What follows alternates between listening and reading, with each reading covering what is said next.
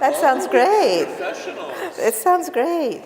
So now it feels like Reverend John has you guys squashing. I mean, come on. You can spread out. I mean, don't be squashed. I love it. I mean, now you're like, oh my God, head and heart, head and heart. So feel free. I guess what I wanted is to have everybody a little bit closer up. So please feel free to spread out. You're fine. Good afternoon once again. Om Shanti. So you might be wondering, what does Om Shanti mean in the tradition of the Brahma Kumaris? Om means I am, and Shanti means peace. So each time I say Om Shanti, I diffuse the energy of ego. I love when your faces do that, like, yeah, I get that. Each time we say, I am peace and I am Om Shanti, the ego has no room. Because you find that ego tends to be very aggressive, it's very domineering, and it tends to not think about the well-being of the other person. But when you come from a place of peace, it says, I'm included, you're included too. And so this is why the Om Shanti is such an important mantra that we offer.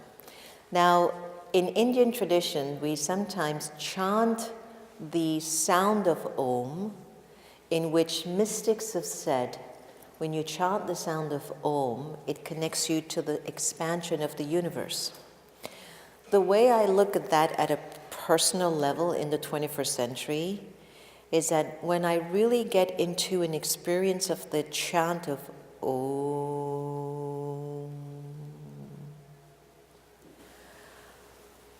Om.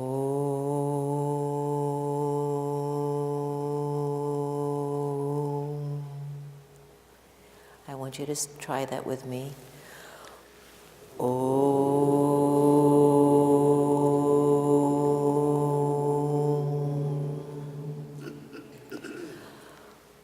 Om. Come from deep from your diaphragm up. Again. Om, until it becomes a collective resonance. Om.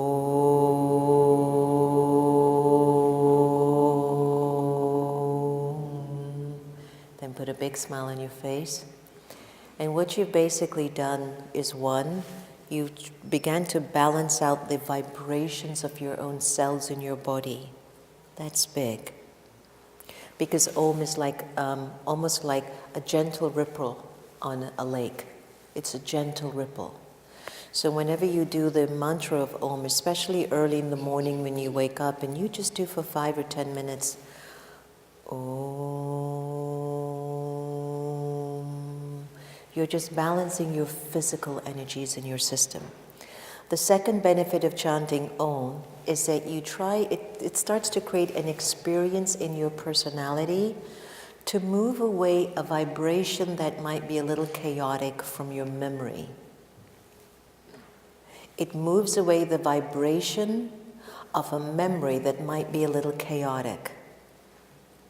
So that means when the memory of something from my past might come up and interfere in my present, I'm aware that this doesn't feel like Om. So I don't need to serve that thought anymore. Do you get that now?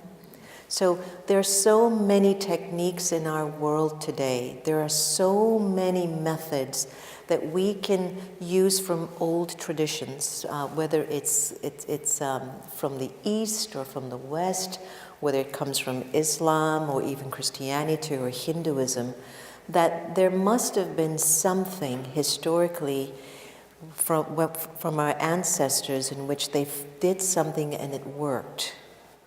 And as we progress, and I put quotation marks there not to be disrespectful, so my definition of progress is, as we progress in terms of where science and technology is concerned, the question is, are we progressing spiritually? That's a big other conversation.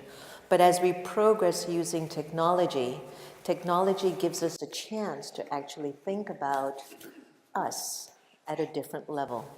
But if our interpretation of progress is still focused on the car that I drive, the person that I have on my arm, the way that I look, the religion that I belong to, the political party that I own or I connect to, it's still not progress, because to me progress is a state of mind. It's a quality of expression. Would you agree? I know I'm speaking to the right audience, huh? Yeah? And have you ever felt that when you're not doing very well, you're very irritable? Did anyone get irritated this morning? A little bit? This morning, Sister Gita is my 24/7 test paper, which I love. And I keep her with me because she continues to remind me, am I genuine to who I know I am? So Sister Gita will do a whole bunch of things. Last time we were at the UN with Oprah, and she just grabs Oprah and starts dancing at the UN in the middle of a big program. And I'm like, I know they would lock me up if I did it, but they're not going to lock her up. And what would be an uncomfortable scene for many of us in the state of ego would be like, oh my God, that's the last time I'm taking you out. I would be like, but if I'm peace, how can I say that? She has to live her part, and I have to live mine. I would much rather her being in the public with people, sharing her love and gift and her eccentric ways of being, rather than having her locked up in an assisted living home with nobody to take care of her with love. So you have to understand, remember what I shared earlier today, 1 and 1 is 11, or is 1 and 1 2? So we each have our way of interpreting our truths. So for me, 1 and 1 will always be 2. And I know that love is always the most important 2 that I want to live. All right. So, happy to be here? Yes. Yeah? Yes. Did you enjoy the Indian food? Yes. So next time I come back, we have to have Jamaican. And Sister Gita will cook her famous Jamaican jerk tofu. Yes. Oh my gosh, I've literally had people bite their fingers eating her Jamaican jerk. It's so good. Hey, the fact that you are here to look about your head and your heart, you know, many of us, we just want to be better. Sometimes it's just hard to get ourselves out of our comforts. Like sometimes my bed feels comfortable. You guys okay in the second row? Just looked like hugging type. But okay, just checking. All right. So sometimes it's so hard to get out of your house because it's comfortable. Sometimes hard to get out of the bed because it's comfortable. Sometimes you think, well, at 3 o'clock I've got things to do, so I don't know, maybe I'll go to church next week. My routine, I want to share it with you. I used to own 2 nightclubs. Did I mention that? Yeah. You should see me dance on the speakers back in the day.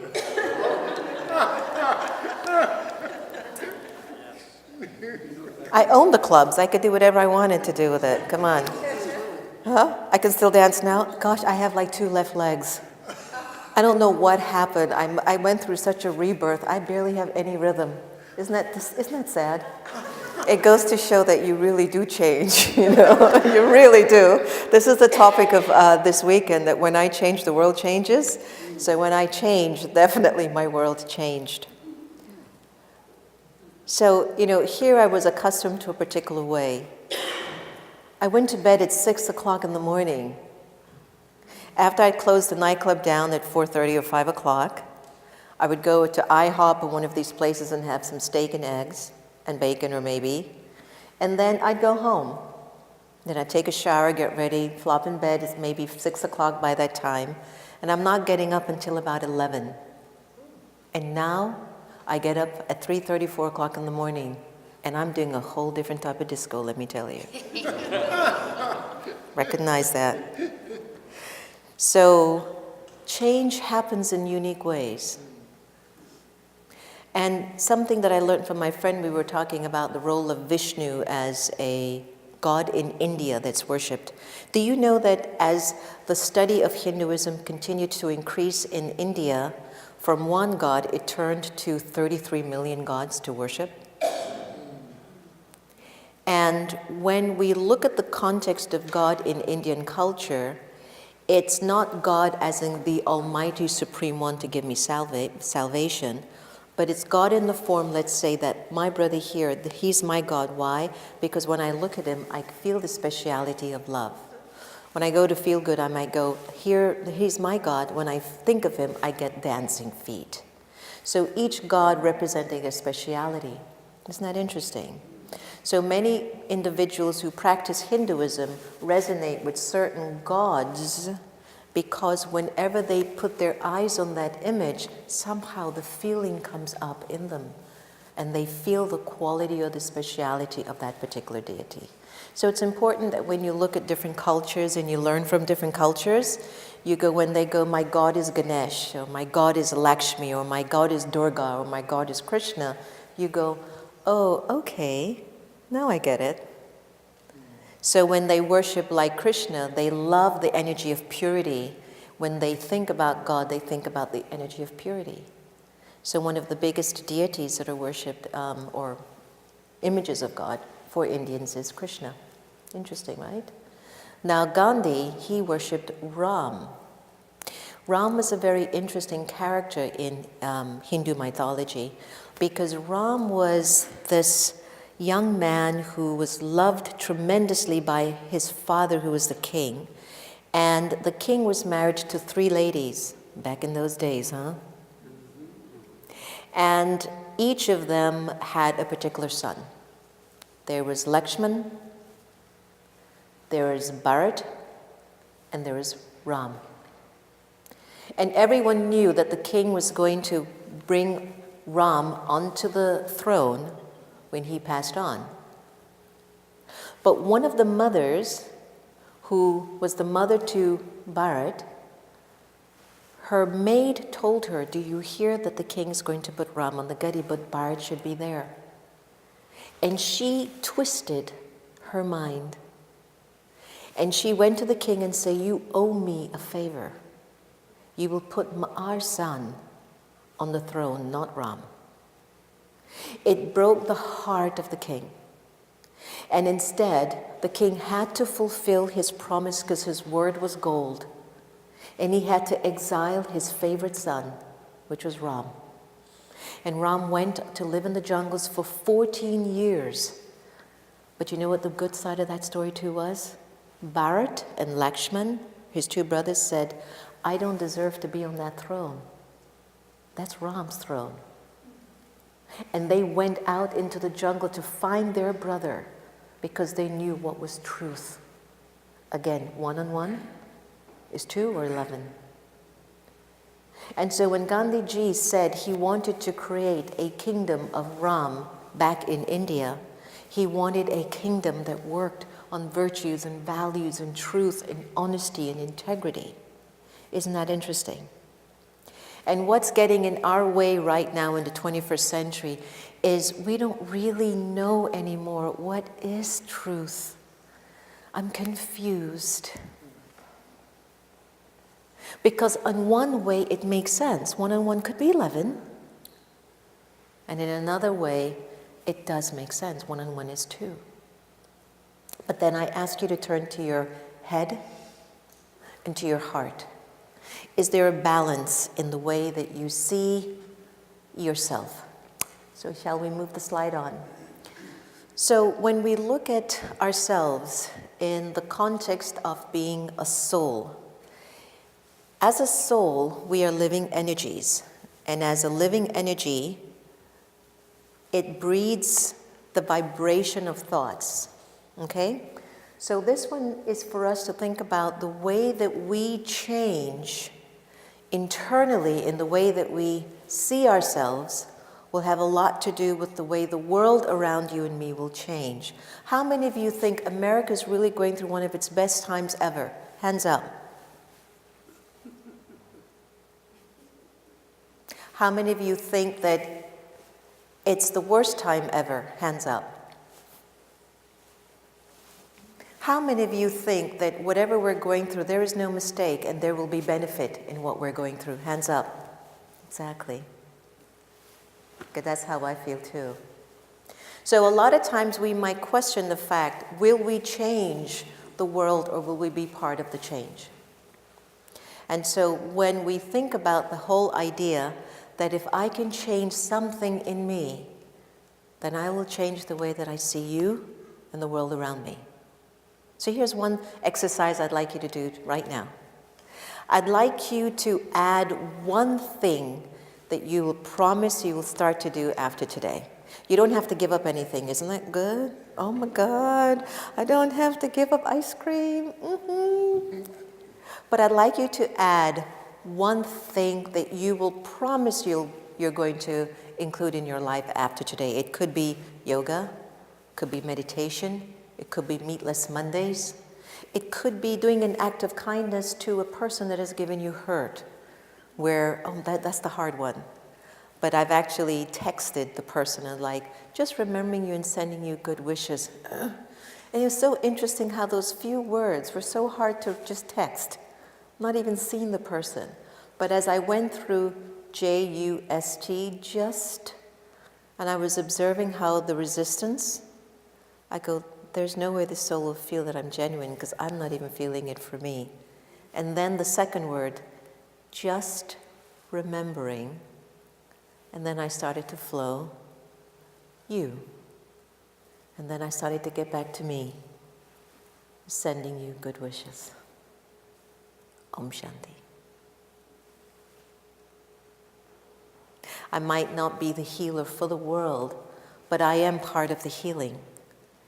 And so if you can sometimes add to your plate, I'm going to send a good wish to a person that I know has caused harm, either for someone that I love or to me.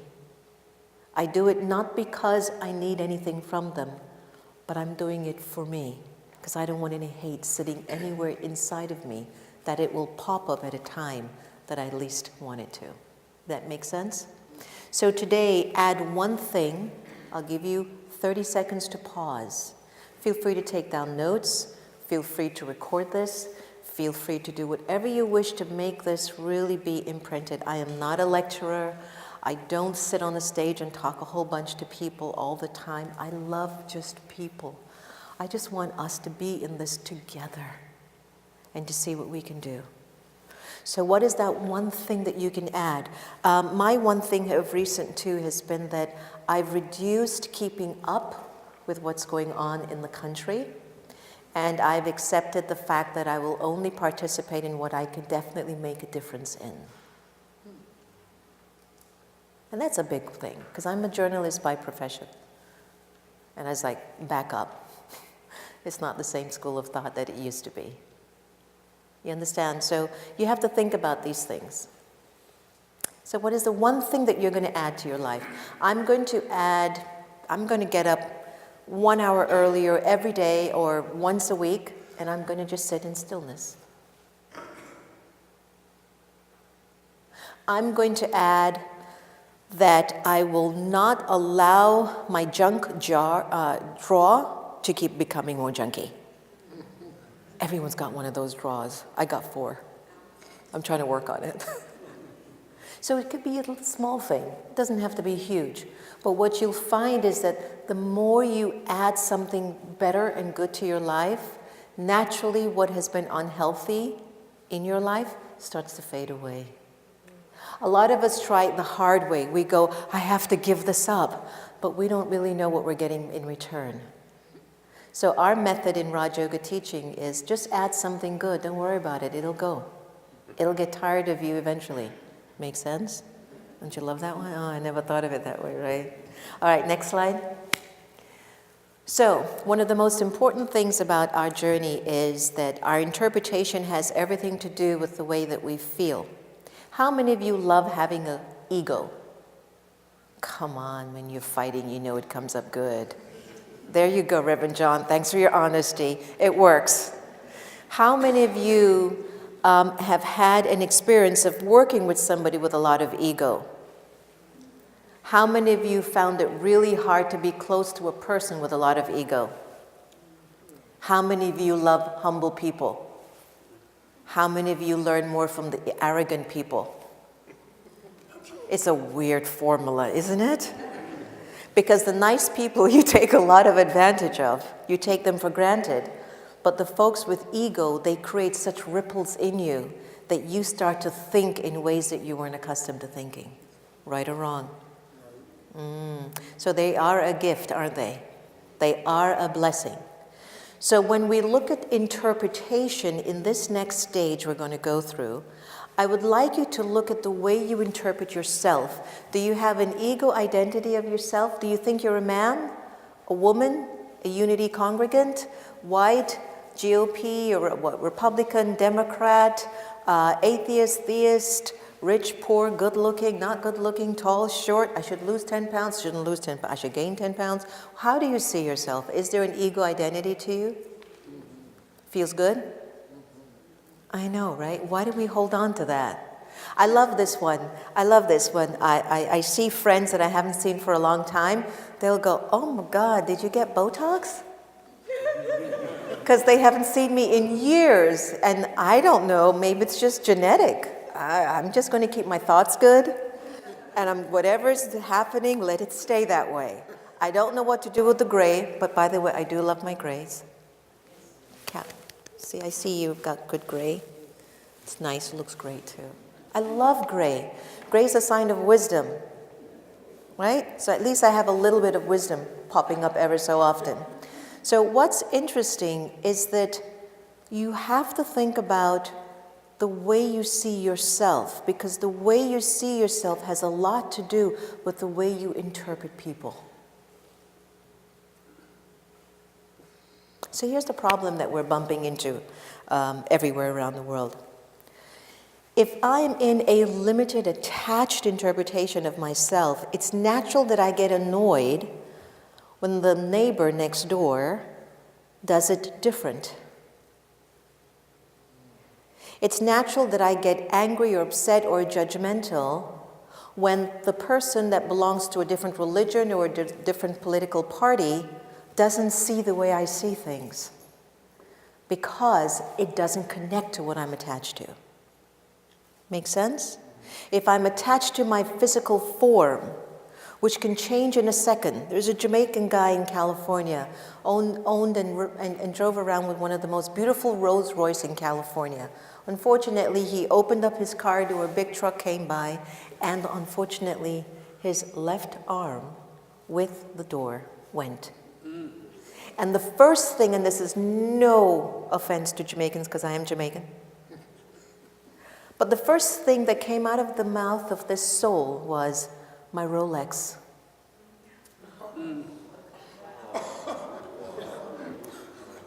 Now, I could have said it was a Polish person. I could have said it was Indian. It didn't matter who. But the fact that the first thing that was an ownership of the soul was my Rolex. How many times have you been in that position? How dare you speak to me like that? That's your Rolex. Who are you to look at me like that? That's your Rolex. Oh, look at that guy. He's such a fool. Look, I can't believe he's saying that again. Did he just say that? That fool. That's your Rolex. That's your ego identity that keeps speaking through you as if it's the right thing to do. It isn't. So one of the reasons why there's such an imbalance in our lives is that the ego has a lot of focus on the way we interpret ourselves. So the way we interpret ourselves has a lot to do with the way that we feel. How many of you took the soul awareness, body awareness card? Did all of you get one of those? Did you get those? These. Hold on. How many of you got these? Okay, if you haven't gotten, just pass it down for me. Want to just pass these around for me? Why the soul awareness and body awareness is so important, I would love, anybody needs this? Just pass it around for me, feel good. There's a whole bunch, I thought everyone took one at the front. Great. All right, if you need some more, tell us, we might have some packed. If you look at the soul awareness and body awareness, pass it around, let everybody take one. The body awareness part of our identification, if you read the body awareness, it creates pain, it creates limitation, it creates negativity, it creates division, it creates confrontation, it creates sadness. So what happens is when there is the body awareness, it is ego-related. So who wants to read me one aspect of body awareness and see how it feels when you even read it? Anybody? Misty? You are grumpy and short-tempered. Hear that? You are grumpy and short-tempered. How many felt like that this morning? So that means the consciousness of the attachment, my ego energy was in like total activated mode, right? Anyone else? Read me one more body awareness. What was that?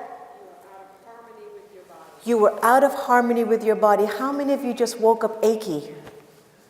Oh my God, don't you know we need to exercise some more, right? But we don't. We don't move the body as we should. So we can feel it. And who is the we that feels it? Who is it that feels the body is achy? It's the soul, the spirit, right? Now, imagine when I'm soul aware. Who wants to read me some soul aware points? Soul aware points? Anybody? God becomes your best friend. So now think of a person who is reduced in ego awareness, and you walk around in the world saying, God's my best friend. Anyone else? Your life is meaningful. Beautiful. Anyone else? You love yourself. Anyone else? You attract beauty. Beautiful. Anyone else? You understand your story. Peace is your religion. What was that one? You understand your story. You understand your soul. So listen to this. What is the heart? It is soul awareness. We've got it, Sister Gita. Everyone has, honey. Everyone has. Thank you. So when you are body aware, we're in our ego identity. Now, are we feeding that energy more than soul aware on a day-to-day basis? Yes or no? Yes or no? Are you feeding body awareness more than soul awareness on a day-to-day basis? Yes or no? Yes. Okay, so just imagine how the soul is feeling. Got it? All right, so I want to feel balanced. I want changes. I want to be happier. I want to be of more service. What's holding me back? Consciousness, awareness, how I'm seeing myself. But it's so slippery because look at your soul awareness and body awareness card. How often in a day do I walk around with these feelings? And until I broke my attachment to my limited identity, I didn't know what freedom was. So let's do a very, very simple practice. Ready? Sit up straight, breathe deeply. I'd like you to join me for a journey throughout time just a little. So what we can do is, I want you to imagine what it would be like to be free of the attachment to a limited interpretation of who you think you are. Are you ready to take that journey? Wow. Now, I want you to observe everything that you feel as I take you through this journey. Even if it's uncomfortable, recognize that a little bit more attachment is in that area, that's all. And just breathe it through and go, I release you. All right? Okay, take a deep breath. Inhale. You are God's child. Exhale. No more body awareness. Inhale. You're God's child. Exhale. No more body awareness. So what if I was no longer attached to the name that I've been called for decades?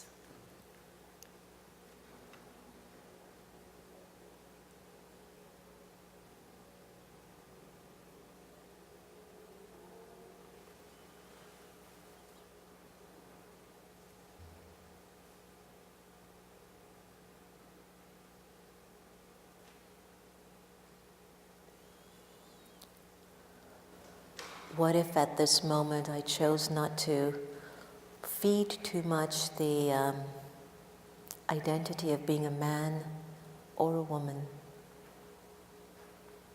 What if just not important?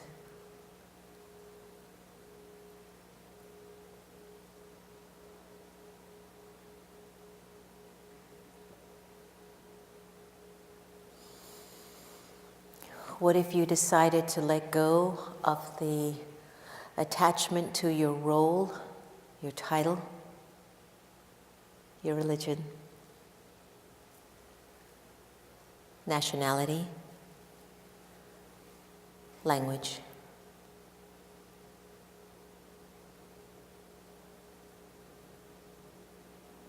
Imagine this. I'm no longer attached to my name, gender, role, title, language, religion.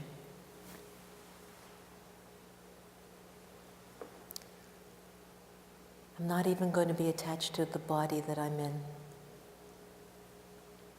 And then ask yourself, how would you feel? How would you feel?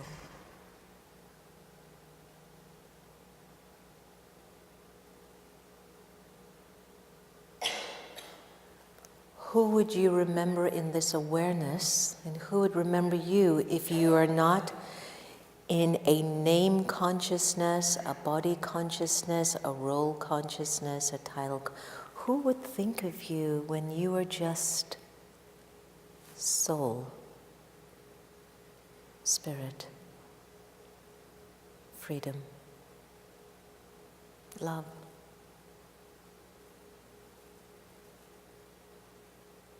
How would you feel? And I'm so certain when you're in this awareness, you would feel God's presence hovering over you,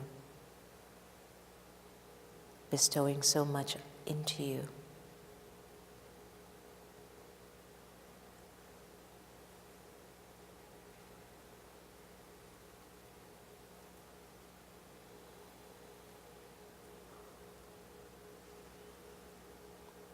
Bring back the awareness of your body, the awareness of your nationality, language, religion, role, your title, your gender, and your name. And as you open your eyes, observe how you feel coming through that experience of being free of those poles, of those limits. And you start to just be at peace with you, or just a little bit more liberated, being the man that you are, the woman that you are, the role that you play, the title that you have, but you're bringing more the experience of the freedom, not trying to find the freedom in the form. It's a different experience. So, when there is an ego identity, it's as if all the physical limitations are trying to pull from my spirit to make I, the soul, feel something. Now, the other way of looking at that truth is when I'm in my soul awareness, I'm able to give the energy to those forms. So there's less expectation, there's less pressure, there's less tension, because I'm pulling from my reserve, I'm pulling from I, the energy, the eternal energy of light, and putting that in matter versus 1 + 1 is 11. And I'm trying to pull from the physical to feed the spirit. That becomes different. So that creates the imbalance. When the ego is trying to feed from the physical versus when the soul knows it's powerful already and it gives to the physical based on its qualities. Make sense? Okay, so what I'd like to do, I know you guys have eaten and you've enjoyed, boy, I think you're getting ready to speak some Hindi in a minute. I want you to turn to the person that you're close to, or if you even want to get up and talk to the person, maybe you connected with somebody around lunch or during the congregation. And what I'd like you to do in about 2-3 minutes, and here's the experiment. I'd like you to just share what you felt in that simple exercise that we just did. And for the person who is listening, I'd like you to listen without judgment. And for the person who is speaking, I'd like you to speak without trying to convince them that you had such an amazing experience. Ready? Go for it. Just find somebody to just share with, just 2 minutes, 3 minutes. So what I'd like to do is to request maybe 1 or 2 individuals to come up and share what moved you by the story that you heard? Was there something that someone said to you that just moved you, that just like moved you? Because now you're talking about an experience that you had, which was more spiritual. So is there anyone who would like to share something that moved them based on the story that they just heard? And maybe give your name too. Yeah. Jesus Rivera, when he tried to explain to me the experience that he had right now, he hesitated. And I realized that I, just like him, he will help that real person who I am. And as I explained to him, you live this life for 30 years, and you try to tell me you'll be experiencing half of a minute. And so it was beautiful to see how hard it was for him to tell me that new experience that he now has with himself. Oh, wow. In such a short time. So I realized that for 51 years, I had lived that concealed life, pretending to be someone that I had not been. Oh. So God is really powerful. Oh, wow. Give him a big hand. Okay, please, I want to hear some more stories like that. Anyone else? What a great story that was, wasn't it? Mm-hmm. Like when your ego identity is there, your story is like so long. But when your spiritual identity is there, it can take you a minute, I can tell you. And you could feel who I am in a minute. How I've lived my whole life in a minute. Isn't that something? Mm-hmm. Thank you. Hello, my name is Dale. Hi, Dale. Thank you. I had the unique experience of being on the couch today. I did not know. And so I wanted to share my experience with her. And I told her that during the meditation, when we asked her to release my name, it was very powerful because I was named after my father and my mother. And so there was a great sense of responsibility carrying that name. Yeah. And this morning, before I came here, for the first time in my life, I saw a bluebird in my front yard. And at the end of the exercise, I saw this bluebird again, and I had such a sense of freedom. And I shared this with her, and she said, for the past 2 weeks, I've been asking for emotional. And she said, I've seen them, but the fact that I just met you, you came here, because I was single there, I came up and told her the story of the bluebird. Well, we just know that this is it. I have no words. Oh, that's fantastic. Give her a big hand. I think what that keeps reminding me of is that when you change your interpretation of yourself, your world will change. And the things that you've often felt very deeply that you deserve, that you are, it starts to come to you because you're moving all the blockages that have been holding them back from you. You know, my ego identity connected to my name, religion, all of those are energies that hold back the potential of the soul. The potential of the soul is held back when I'm too attached to my limited form of myself. And we've just gotten into this culture that it's normal for me to move around held back. And many of us have had friends and people who seem to be thriving or moving forward, and sometimes what we do is criticize or judge them for moving forward, saying, you don't deserve to be doing that. Who do you think you are doing that? Oh, that's crazy. What are you up to?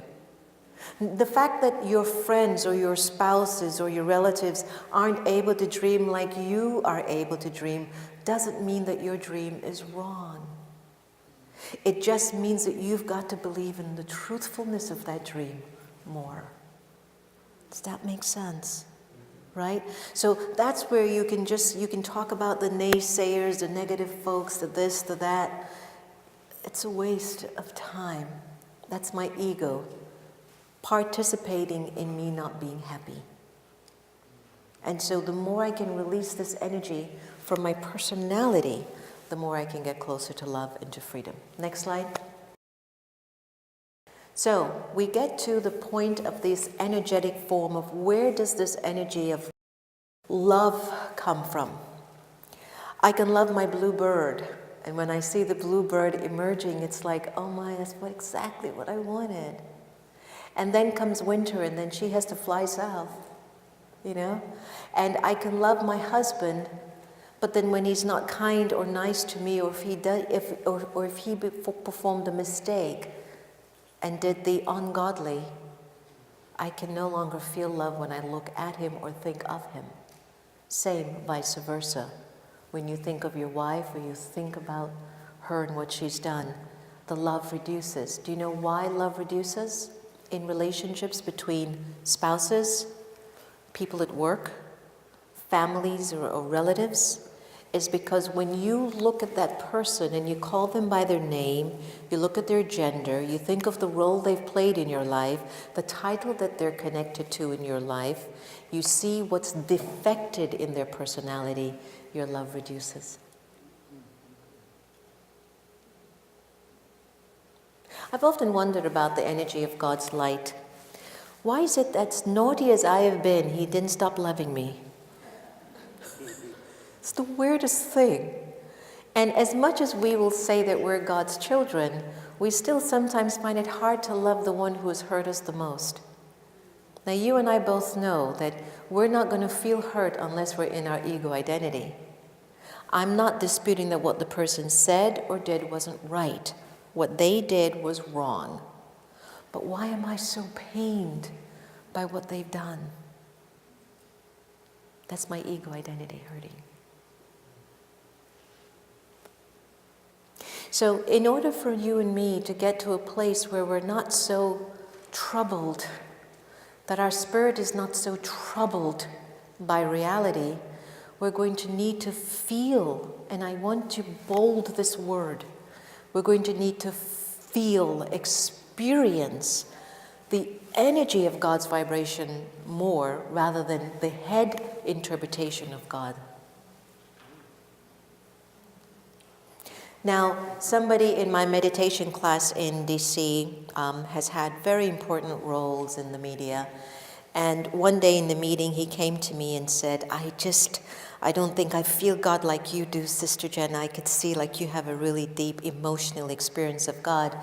And I said, actually, I am the least emotionally bonded person to God.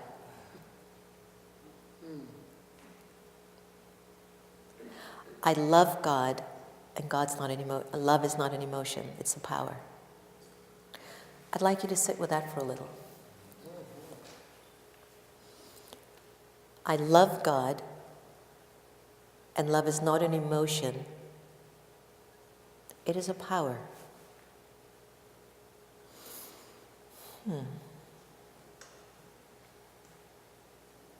Now, when love starts to feel like an emotion, I would say to consider the idea of love getting mixed with a little bit of attachment, a little bit of ego. And so when I think of when I have a loving experience of God, and I've brought a little bit of my ego identity in it, I brought a little bit of my attaching identity to it, then I'm in this emotional idea of feeling God's love. And I will tell you from my own experience, it's not the most powerful experience. Because I still walk with a lot of expectations of God doing something for me outside in. But when I'm in a particular place of love as an energy that I am, which is, let me put it, love is like how you feel when you look at a brand new baby. Remember those days? Yeah. Do you look at your husband like that after 10 or 20 years of marriage? Morning, honey. Or do you look at your husband or your spouse or your wife as like, morning, you want coffee? So when you could look at somebody that you spend the most time with, as if you're looking at a brand new baby, it's God's love. You're like, hello, good morning. And everything about you is the bestower. You're not waiting for something in. You're just the giver. So when you think about the energy of God's vibration and God's love, then you've got to think of God at a soul level. That it's the soul that is connecting to God as a soul, and together we are remembering what love is like. And that's why in the midst of chaos, confusion, a lot of friends will tell me, how do you handle Stikita all the time? I go, you got to. I don't have an option. It's my responsibility. Do I sometimes get short? Do I sometimes feel like I don't have it? It has nothing to do with her role, because that's who she is.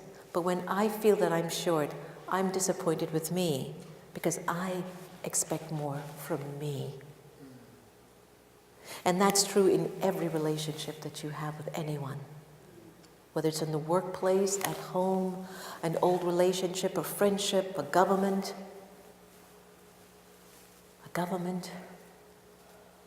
That's them.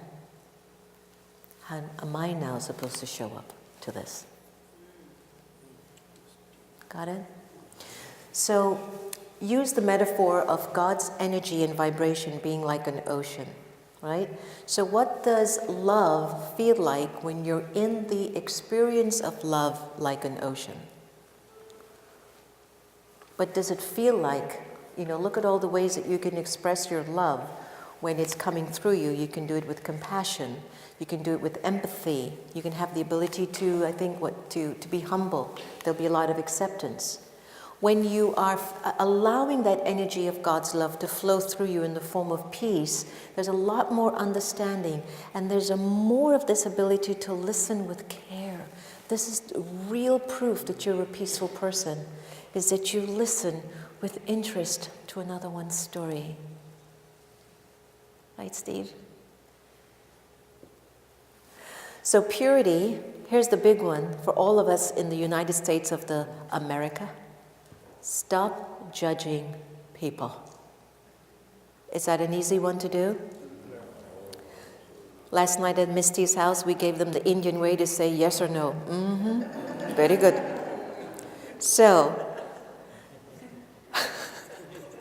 how easy is it for us to no longer judge other people? And it's where I look at judgment for me now is not even as much that it has to come through my mouth anymore, but for me the judgment now is if I'm even thinking it. I want to stop it from that level.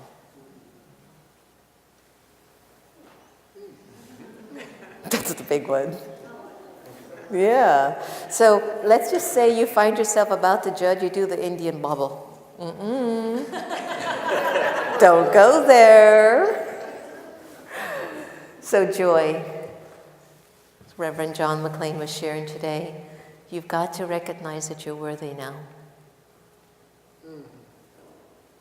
Okay, on the outside surface of the ego presence, it doesn't look like I have as much as he does or she does. It doesn't look like I look like she does or he does. But for some weird reason, if they're not around, I'm enough. It's the weirdest thing. When you don't turn on the television, when you're not hearing their stories, when you're not scrolling through Facebook, when you're not looking at how many likes or followers this one has or doesn't have, when you're not hearing all the stories, by yourself cooking yourself a nice little meal, maybe listening to some Stevie or some Garth Brooks, did I do good? Then it's like you can just flow, like it's okay, like I'm enough. Haven't you ever noticed that? Like it's okay. It's important to bring that experience when you are in connection with friends and relatives. Practice this.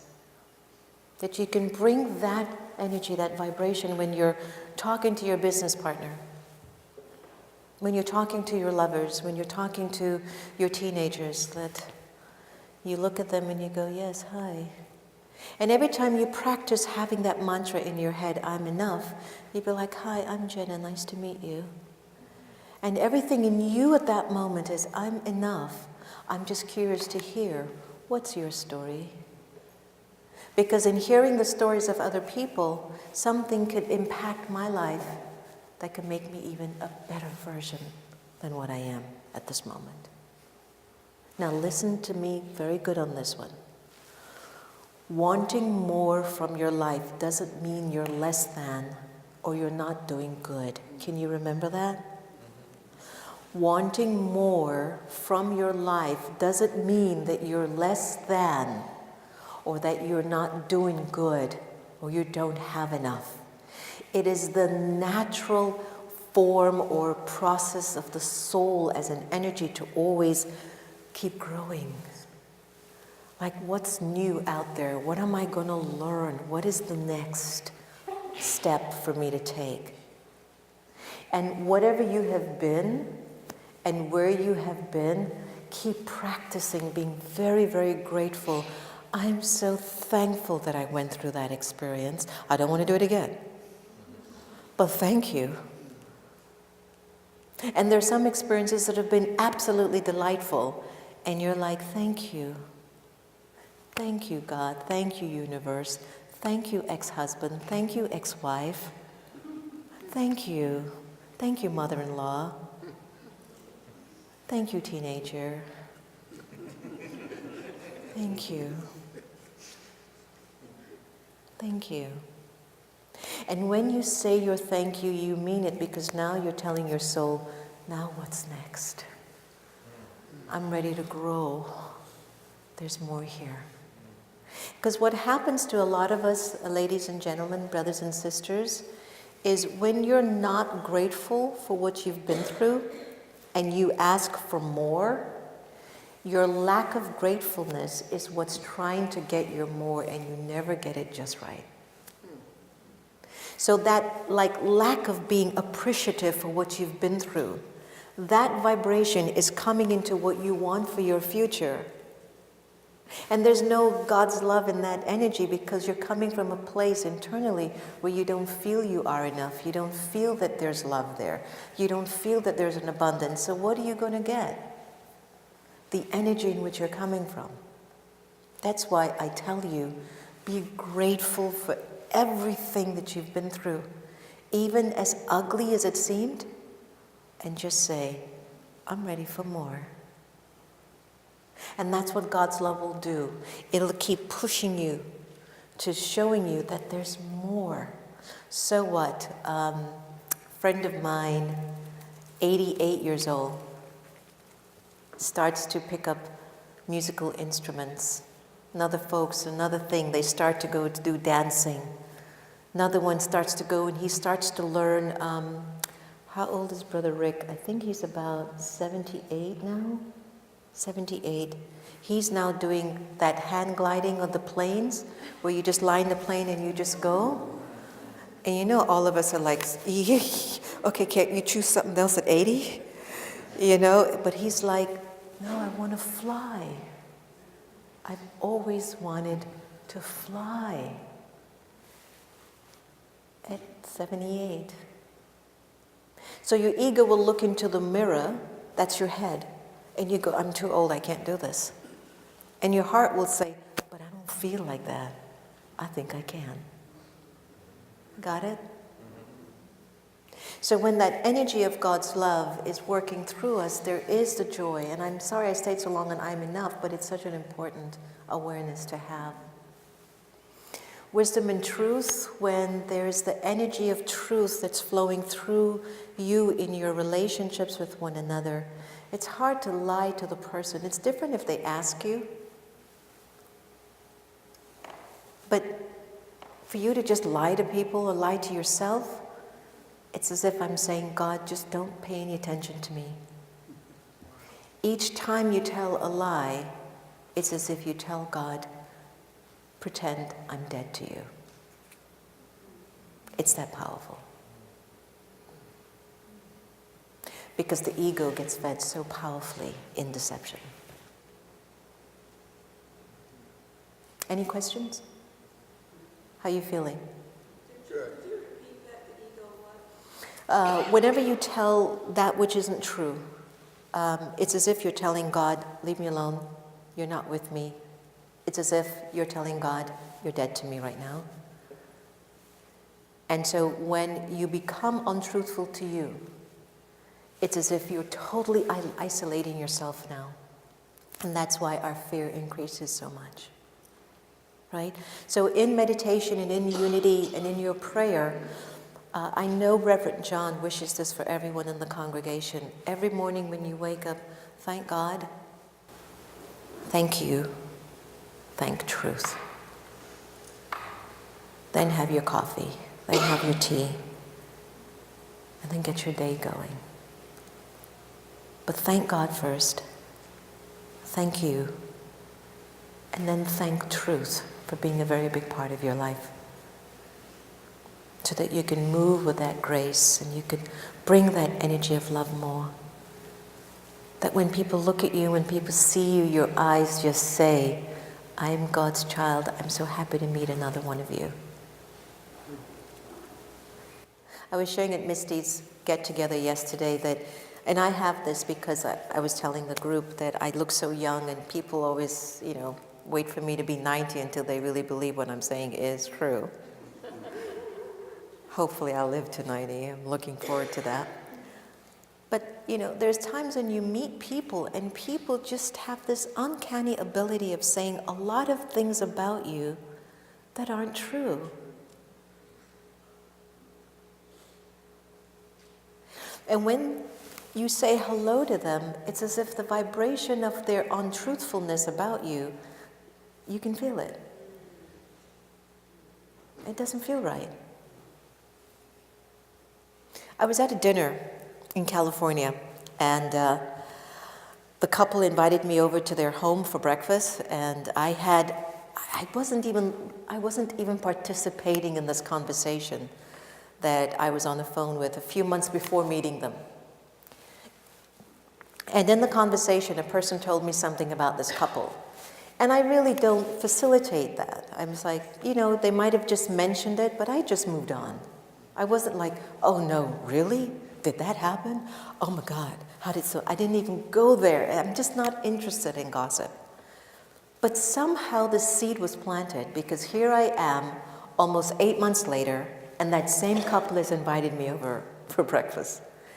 And I remembered speaking to a person there, and I went, do you think it's a good idea that I go over for breakfast? And I remembered that. But guess what? It didn't hit me that seed had planted something and started to grow. I'm in the car, and somehow the seed that was planted about them pronged like 2 little leaves. And I was like, oh my God. So now I'm sitting in the dining room of this couple, and they're making me a lovely breakfast with love, and I'm sitting there like a hypocrite. And I decided to reveal my hypocrisy. Do you know why? If that was my last day on earth, I want to leave this moment in truth. So this is what I did, ladies and gentlemen. I looked at the wife and I said, can I say something? And the husband was on the other side. I said, I have something to tell you. I have a confession to make. I'm sitting here as a hypocrite in front of you because I heard all these things about you, and I don't even know why it has stayed in, but I don't feel good sitting here with these thoughts about you. Please accept my apology. That woman looked at me in awe, in shock, like, oh my God, well, I've heard so much about you too. Do you see that? What an interesting scene that was in that morning. I know it takes a while to ripple that one through your consciousness.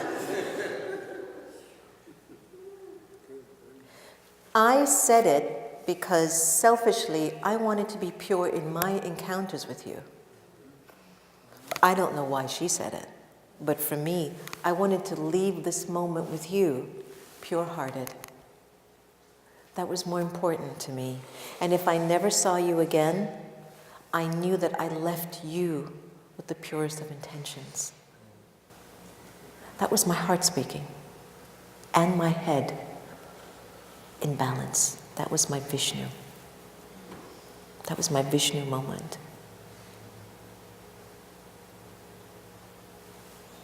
Don't sit at a dinner table with people that you have negative thoughts about.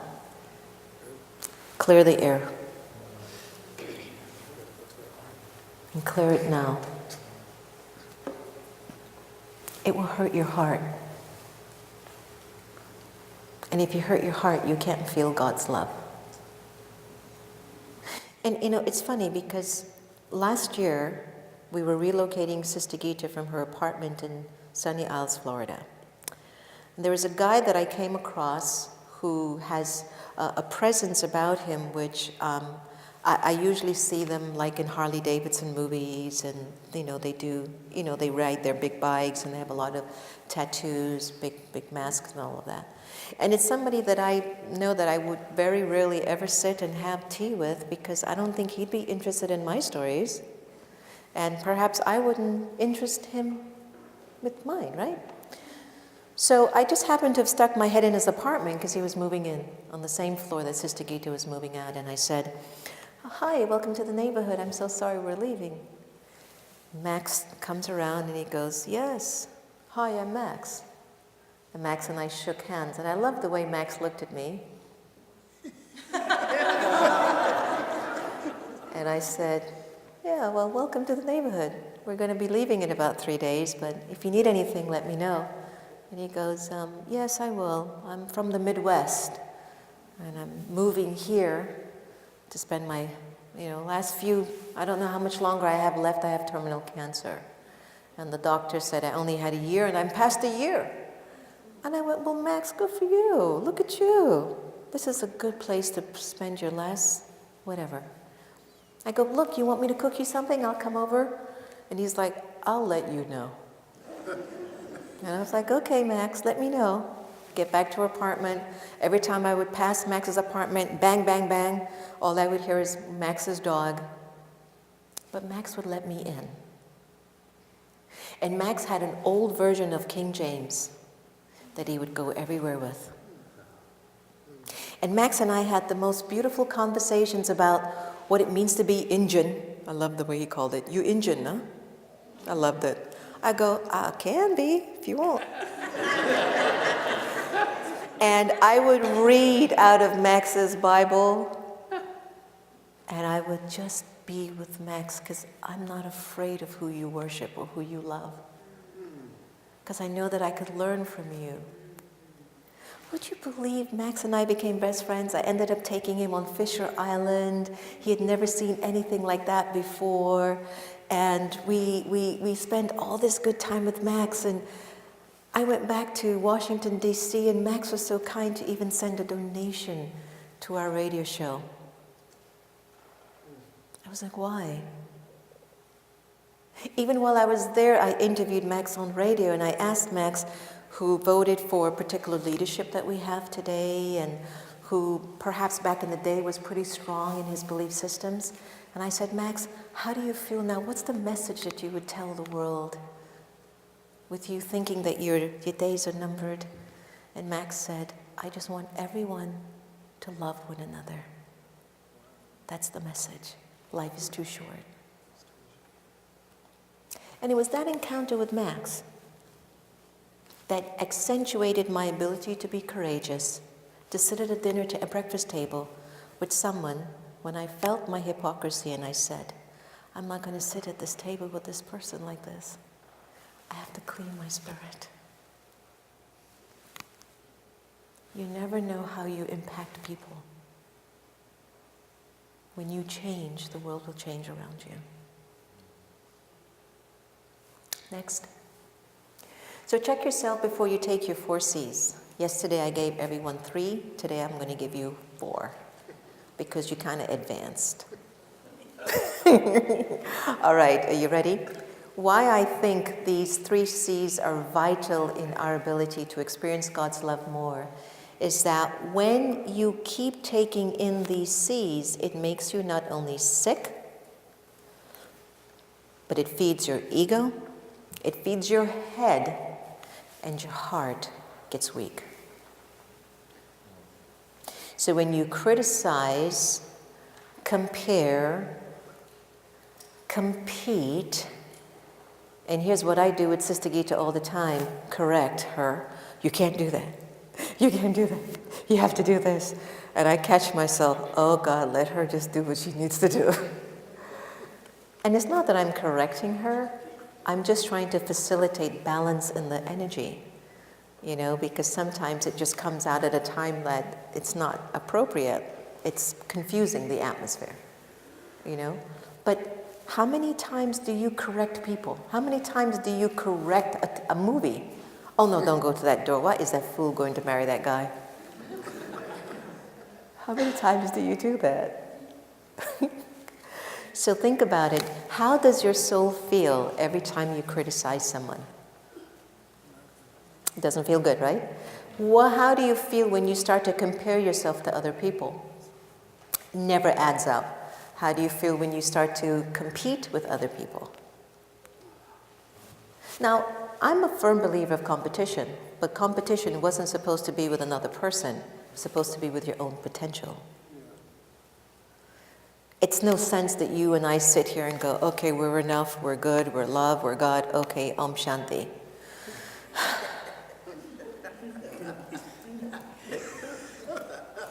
That's not living.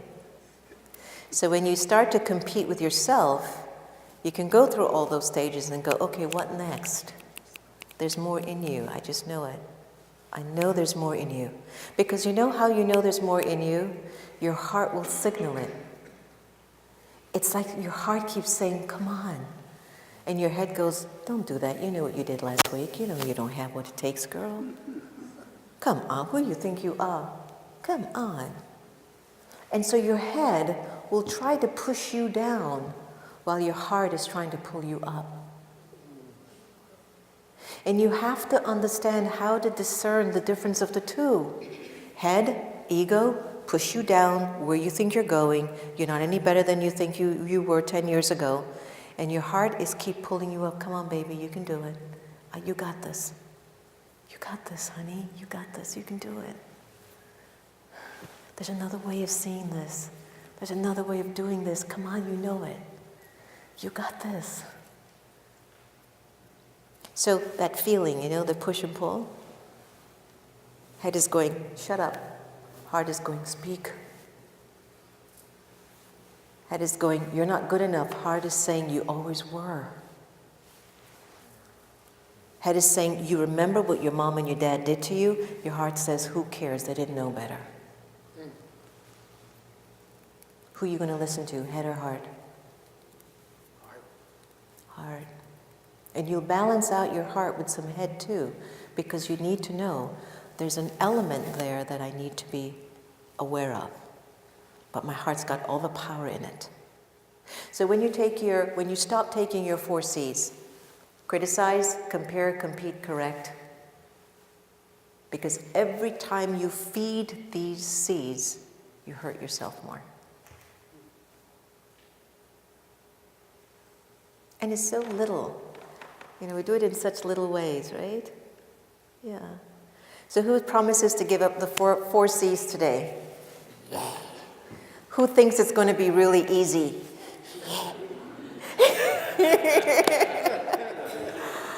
All right, for all of you who did not raise your hand about it being easy, I'm not leaving here until you say it's easy. Okay, ready? Give up the 4 C's. Okay, how about this? I decide to give up the 4 C's right now. I'm not going to worry about the next minute. There you go. See? Feel good got that. You see? So one of the real important things about meditation, stop thinking about really trying to really meditate. Just meditate for 1 minute a day. How's that? You think that's feasible? Yeah. And if you can meditate for just 1 minute a day, then you can go around and show off and go, oh, I am a meditator. I did my minute. Because it's the truth. And you know what? If you can at least do it for 1 minute, that speaks volumes in a world that will not hush its rush. 60 seconds. I'll tell you how valuable 60 seconds can be. I'm going to do an experiment with you. Okay? All right. So I'll have a start watch, a start thing. What do you call it? Stop, start. What do you call that thing? There we go. Whatever. All right. So I'm going to tell you how powerful 1 minute of meditation is for you. And prior to me convincing you the power of 1 minute, I'm going to ask you to take a deep breath and see how long you can hold your breath. And when you can no longer hold your breath, I just need you to hold up your hand, one at a time. Now, I don't believe in cheaters at Unity, because I know you won't be one of those who'd be like, and act like you've got like 2 minutes of holding your breath, right? I just need you to just breathe in and hold it. On the count of 3, 1, 2, 3, take a deep breath.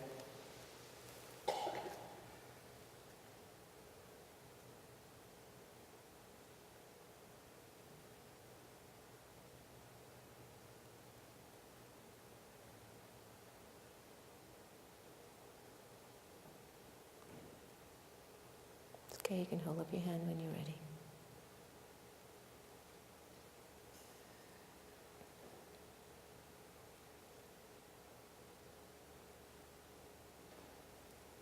Okay, I don't want anyone passing out.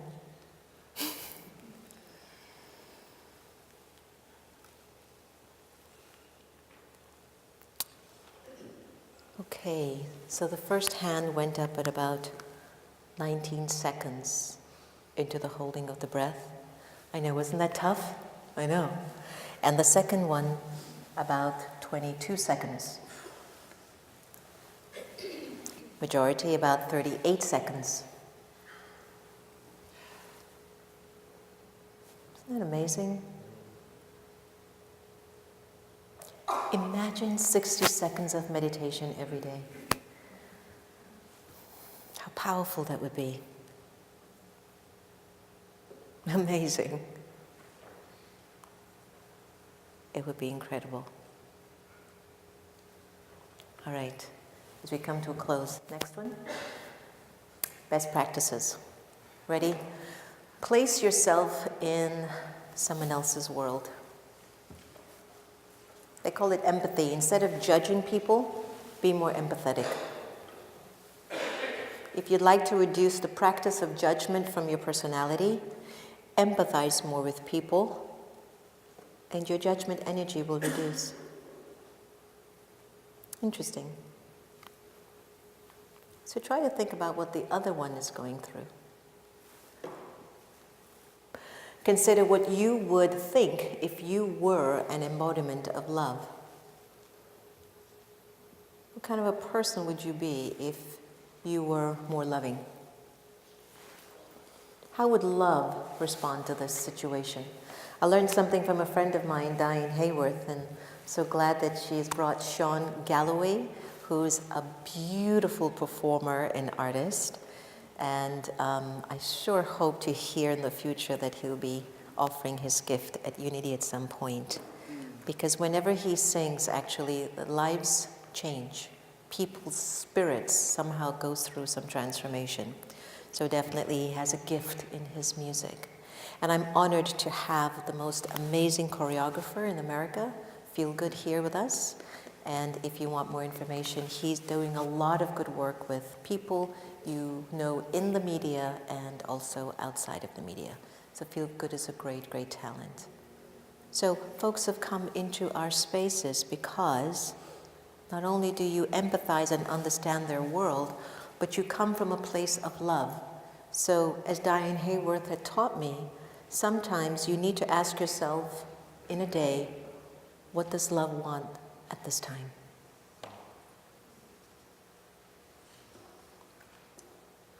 What does love want me to think right now?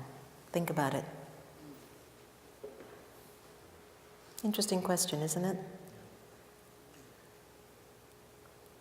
What does love want me to think right now? changes the story. Powerful, isn't it? Give it some thought. How does this thought make me feel? Keep checking your feeling quota. If you feel like your own vibration is out of you, it might not be so healthy. It might be your ego energy talking, which has now become very natural in our nature, which is why we need to spend more time and attention in getting rid of that natural feeling of ego and becoming more naturalized with love and empathy and kindness and our Om and our softness. Let people start to call you a gentle force. Being gentle and sweet and kind isn't weak, but when you have God's love in your gentleness and your kindness, you are a force. It becomes different. All right, listen with kindness what your thoughts say and what others are saying.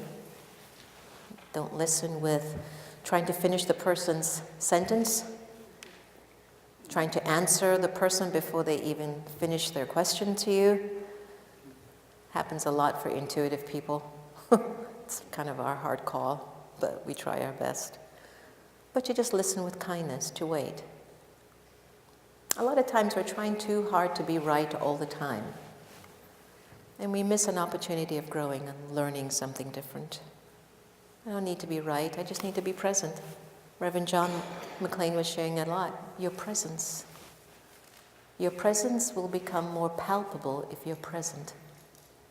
When you're not present, you have to work too hard to try to be present.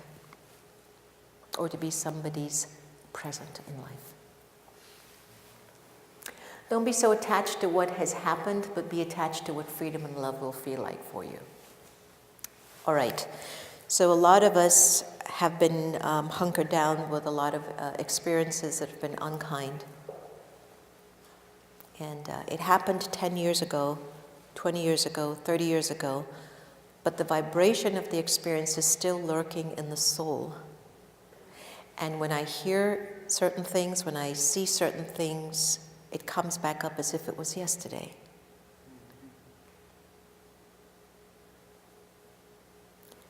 I'm still attached to the story. So last year I was talking to a group of individuals, and I'm involved with a very large organization, the Brahma Kumaris.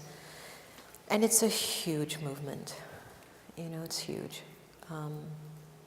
But prior to that, I remembered being involved with a particular authority in a company, and the person in this company was so drunk with their ego.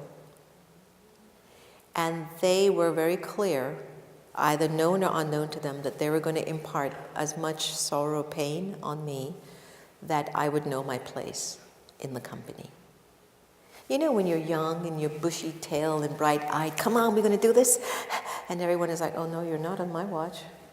You know, but you're just all, you know. And I didn't know this, but the few years that I had to work in that company and the amount of negativity that was projected onto me by that authority, I didn't know had hurt so deeply. And many, many decades later, maybe as a result of my experience in the country and globally, not just in America, but globally, I started to feel this intense pain of betrayal of my humanity. And as I felt the betrayal of my humanity increase my pain, I went back to my 20s when this person was so nasty to me and how painful it was. And I began to ask this question, how do I remove hurt from the heart? Have you ever asked yourself this question? If you haven't, do try. How do I get the hurt out of my heart? You got to become detached from it. Detached from the story. You're not saying it didn't happen, but you're saying in order for the healing to happen, you've got to become like an astronaut that when he's up in space, he sees the world from a different eye than we do when we're down here living in Nashville, Tennessee. Interesting, right?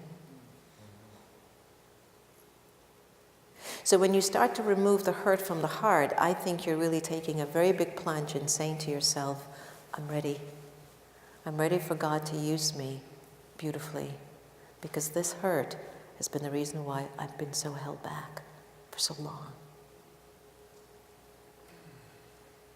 So when my head can understand what's been going on with my heart, and my heart can understand what my head has been up to, this push and pull will stop, and my Vishnu form will come back to me. My balance is my Vishnu. I'm balanced here, I get it. Now, let's go. Let's do something with what you have learned. Let me do something with what I've got now. Okay? So try to get that hurt out. So don't be so attached to what has happened, even though the memory and the vibration is there. Just try to channel the energy to what would it feel like if I decided to just be free from this emotion. What if I freed myself from the fact that what they did was wrong, but what I'm doing to me now is wrong too. I got to release this memory. If I really love God, and if God really wants to use me, I've got to let this go. And so you have to find your own way through that. Okay? For me, I told the world that I was hurting. And as a result, the world came to my aid. For some people, they like to do it privately. And for some, they need to do it through arts, through the music, through painting, through dancing. Find your way to release your hurt from inside, but just don't carry it as your shadow. And I think that should do it. What do we have going on after that is Om Shanti. So look, it would give me a great, great privilege if you could follow my radio show, not because I need your numbers, but I really just think the content of the conversations are very rich. If you liked anything at all, what God was flowing through me today, then please follow the show on Blog Talk or whatever, and feel free to share. If you have any guests that you would like to interview, I'm going to ask Reverend John to come on air and for us to have a chit-chat about my time here together and his work with the Unity of Nashville. And if you've got people that you think would resonate with the energy that we have offered to you this morning, please, this is what makes Unity and the ministry of a space like this so powerful in an area like this. So I guarantee you, each one of you bring one more person here every single month, and you will grow from the beautiful synergy and energy of newness and freshness.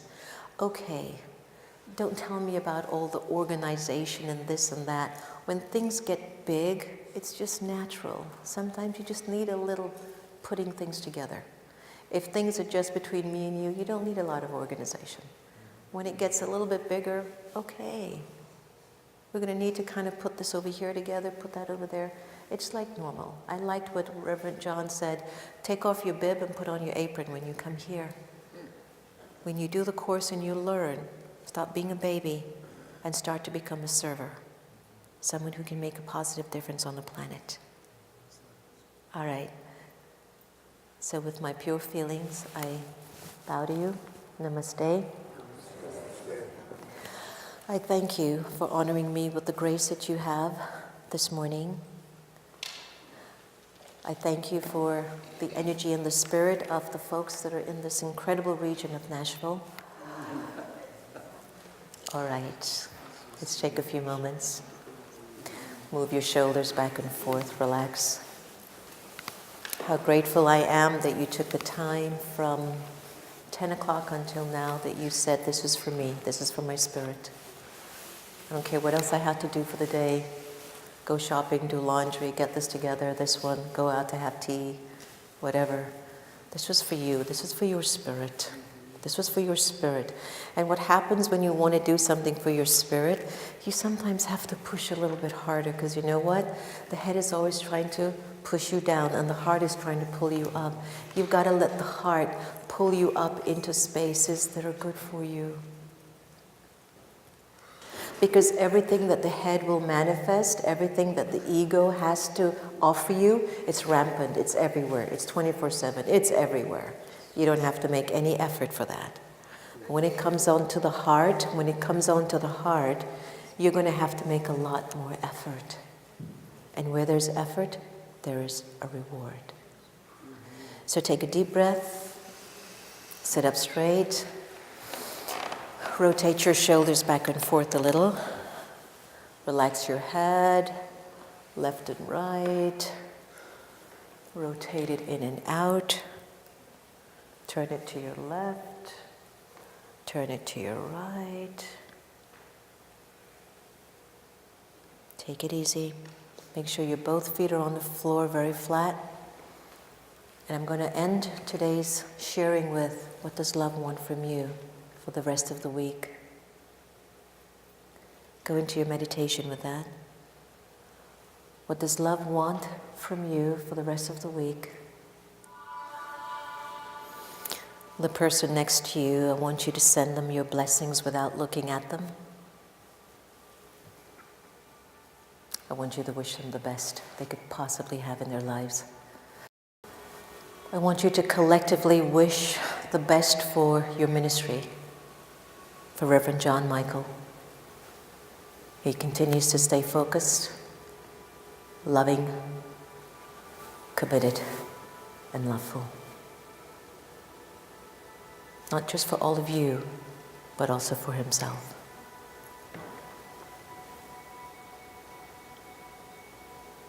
Send your blessings to the citizens of Nashville.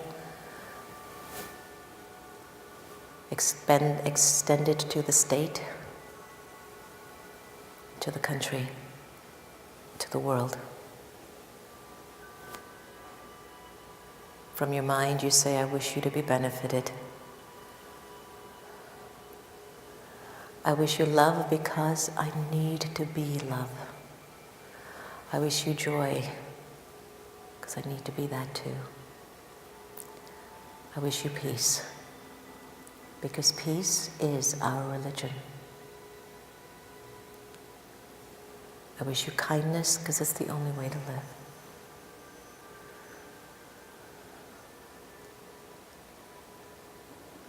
Now very peacefully and gently and very slowly, please stay in that place and turn to the person with your eyes gently expressing your kindness and your love to another congregant at Unity. Expect nothing from them, just peacefully look at them with love and with grace. No judgment. Just be kind in your eyes and practice this. Practice seeing kindness and love and beauty in the eyes of one another until it becomes a real manifestation that you can do that to someone who isn't even in unity anymore. You just can see them like that, like, hey, how you doing? You know? So whenever you meet people, meet them from your place of your goodness without any expectation that they owe you anything in return. You will understand what real freedom feels like. All right. So, Reverend John McLean, can I get your closing remarks? I do have blessing cards. I know Misty has given everyone a blessing card. And if you'd like, and if I have Reverend John's guidance and okay, if you'd like to come up and I bestow another blessing onto you with the cards, you're welcome to do so if it's permitted. If not, I'm also okay with it not happening. It won't even make a difference. But one of the beautiful things I love about my teaching is that I meet you soul to soul. Mm-hmm.